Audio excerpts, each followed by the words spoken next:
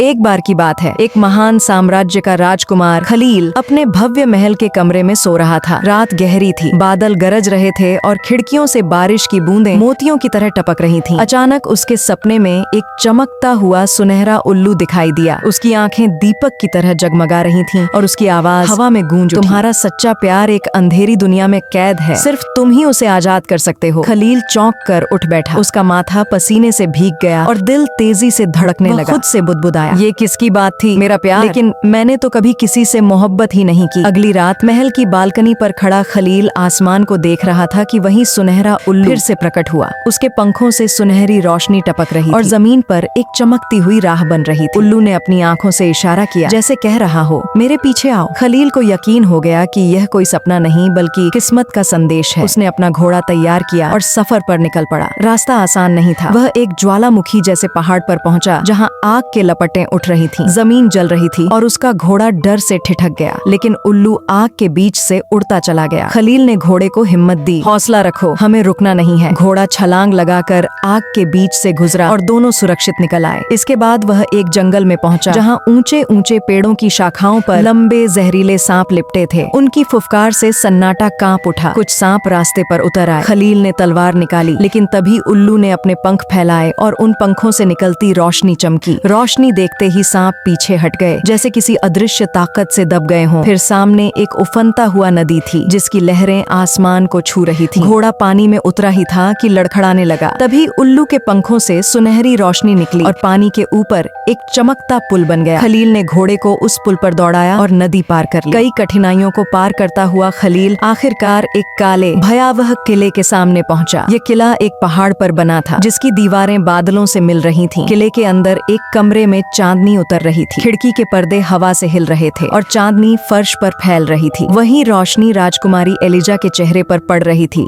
जैसे चांदनी ने उसे अपने आलिंगन में भर लिया हो। यही पहली बार खलील ने एलिजा को देखा। वह ठिठक गया, उसकी सांसें थम सी गईं। उसे लगा जैसे उसके दिल ने पहली बार धड़कना शुरू किया हो। कुछ ही पलों बाद एलिजा ने भी महसूस किया कि कोई उसे देख रहा है। उसने नजर उठाई और पर्दा हटते ही उसकी आंखें खलील से टकराईं। उसका दिल जोर से धड़क उठा। उसने सोचा, ये कौन है और इसे देखकर मुझे ऐसा क्यों लग रहा है जैसे मैं बरसों से इसी का इंतजार कर रही हूँ। वह पल दोनों के दिलों में हमेशा के लिए बस गया। लेकिन तभी किले की घड़ी ने 12 बजाए। एलिजा की मुस्कान जम गई और उसका शरीर धीरे धीरे कांच की मूर्ति में बदलने लगा। अचानक अंधेरे से एक विशाल जिन प्रकट हुआ। उसकी आंखें अंगारों की तरह जल रही थीं। वह गर्जा, ये राजकुमारी मेरी है। जब तक यह मुझसे शादी के लिए हाँ नहीं कहेगी, हर रात यह मूर्ति में बदल जाएगी। फिर उसने उस मूर्ति को उठाया और जोरदार ठहाका लगाते हुए गायब हो गया। खलील ने पुरानी किताबों में पढ़ा था कि उस जिन के असली किले तक पहुंचने के लिए 7 घाटियां पार करनी होंगी। वह बर्फ की घाटी से गुजरा, जहां हर चीज जम रही थी। गूंज की घाटी से गुजरा, जहां आवाज पहाड़ गिरा देती थी। शराब की घाटी से निकला, जहां आंखें धोखा खाती थी। समय की घाटी से गुजरा, जहां पल पल में दिन और रात बदल जाते थे। सायों की घाटी से गुजरा, जहां उसके अपने साए उस पर हमला करते थे। घुटन की घाटी से गुजरा, जहां अंधेरा सांस रोक देता था। और अंत में खामोशी की घाटी से गुजरा, जहां हर आवाज खो जाती थी। आखिरकार वह जिन झोलकार के किले तक पहुंचा। एलिजा वहां एक जादुई दीवार के पीछे कैद थी। झोलकार हंसते हुए बोला, ये दुनिया की सबसे मजबूत दीवार, कोई तलवार इसे नहीं तोड़ सकती। खलील ने तलवार चलाई, लेकिन दीवार और मजबूत हो गई। तभी उसे उल्लू की बात याद आई, प्यार सबसे बड़ा हथियार है। उसने तलवार नीचे रख दी और आंखें बंद कर प्रार्थना की। उसकी दुआ की रोशनी दीवार को छूने लगी। एलिजा की आंखों से आंसू गिरे। पहला आंसू गिरते ही दीवार में दरार पड़ी। दूसरा आंसू गिरा तो रोशनी फैल गई। खलील ने दीवार पर हाथ रखकर कहा, मेरी मोहब्बत इस जादू से कहीं ज्यादा ताकतवर है। दीवार टूट गई